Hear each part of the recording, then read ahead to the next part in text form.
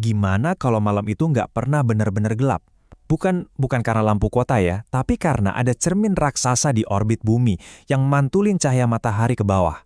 Kedengarannya emang kayak fiksi ilmiah, tapi ini adalah ide yang lagi diteliti secara serius. Yuk kita lihat lebih dalam. Nah, ini bukan sekedar pertanyaan iseng loh.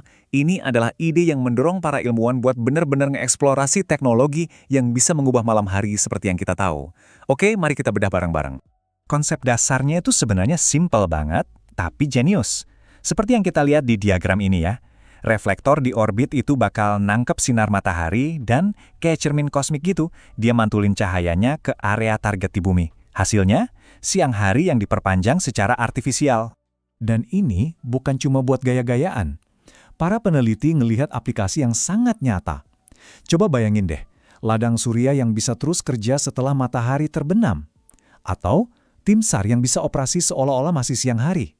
Potensinya itu gede banget. Tapi tentu aja ada pertanyaan besarnya. Kalau kita nyalain lampu baru di langit, apa dampaknya buat lingkungan? Nah, disinilah konflik utamanya. Janji inovasi melawan efek samping yang nggak bisa dihindari, yaitu polusi cahaya.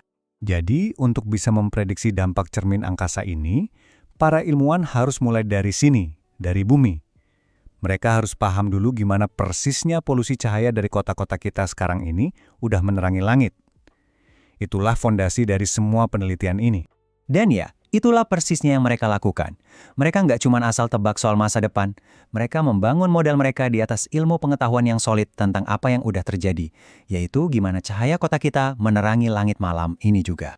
Nah, yang menarik banget dari slide ini adalah gimana dia nyambungin sesuatu yang kita lihat tiap hari, lampu jalan, dengan konsep ilmiahnya. Cahaya itu nggak cuma jatuh ke bawah, sebagiannya mantul dan tersebar ke atas oleh molekul dan partikel di udara, dan akhirnya menciptakan semacam kubah cahaya di atas area perkotaan. Jadi, ini dia poin kuncinya. Sky glow itu bukan cuma soal lampu yang nyorot langsung ke langit, ini adalah kombinasi cahaya yang tumpah ke atas plus cahaya yang mantul dari tanah. Ini fenomena dua bagian, dan itu penting banget buat dipahami. Dan ini buktinya. Lihat deh grafik ini. Garis biru itu apa yang diprediksi sama model. Titik-titik merah itu apa yang diukur di dunia nyata. Hampir identik kan? Ini nunjukin kalau modelnya itu akurat banget. Jadi pas para ilmuwan pakai alat yang sama buat cermin angkasa, kita bisa percaya sama hasilnya. Oke, jadi para ilmuwan ini punya model yang akurat banget buat polusi cahaya kota. Nah, sekarang tantangannya, gimana caranya make model ini buat sesuatu yang sama sekali beda, sebuah cermin di luar angkasa? Wah, mereka harus jadi detektif sedikit. Dan cara mereka mecahinnya adalah dengan memecah masalahnya.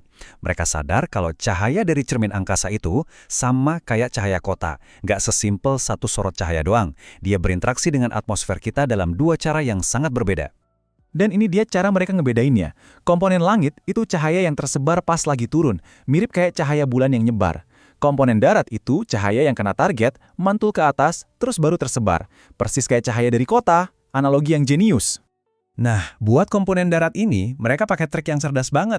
Jadi mereka pada dasarnya pura-pura kalau area yang disinari cermin itu adalah sebuah kota virtual dan dimasukin ke model mereka yang udah terbukti tadi. Ukuran dan keterangannya disesuaikan biar sama persis. Pinter banget kan? Jadi ini dia rencana mainnya. Dirangkum dalam 4 langkah simple. 1. Tentukan cerminnya. 2. Hitung cahayanya. 3. Jalanin modelnya. Dan terakhir, jumlahin kedua komponen, langit dan darat, buat dapat jawaban final. Simple dan sistematis. Oke, setelah semua fisika rumit dan pemodelan yang super teliti ini, kita sampai di bagian yang paling ditunggu-tunggu.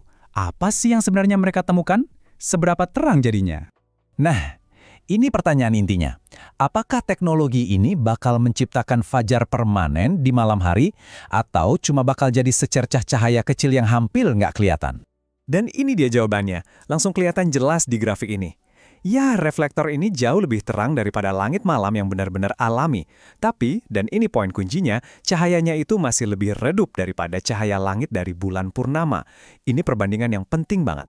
Para penelitinya sendiri menyimpulkan dengan sangat jelas. Mereka nulis, pada dasarnya, kecuali kalau Anda ada tepat di bawahnya dan ngelihat lurus ke atas, cahaya langit dari reflektor ini lebih lemah daripada bulan purnama. Tapi mungkin perbandingan yang paling bikin kaget tuh yang ini.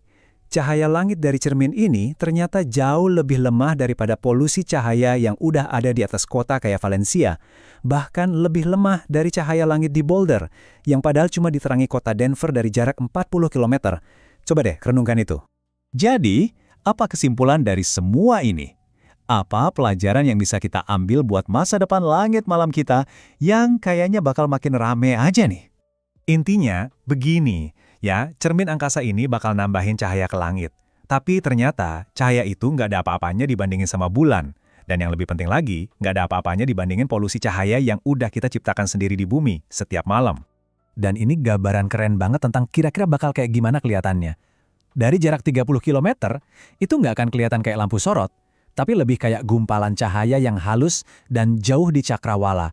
Mirip kayak aurora buatan yang diciptakan oleh manusia. Dan ini membawa kita ke pertanyaan yang lebih besar kan? Teknologi ini baru permulaan. Sambil kita terus mengisi langit dengan berbagai inovasi, kita harus tanya ke diri kita sendiri, seberapa besar kita menghargai kegelapan alami dan apa yang rela kita tukarkan untuk masa depan yang lebih terang di bumi.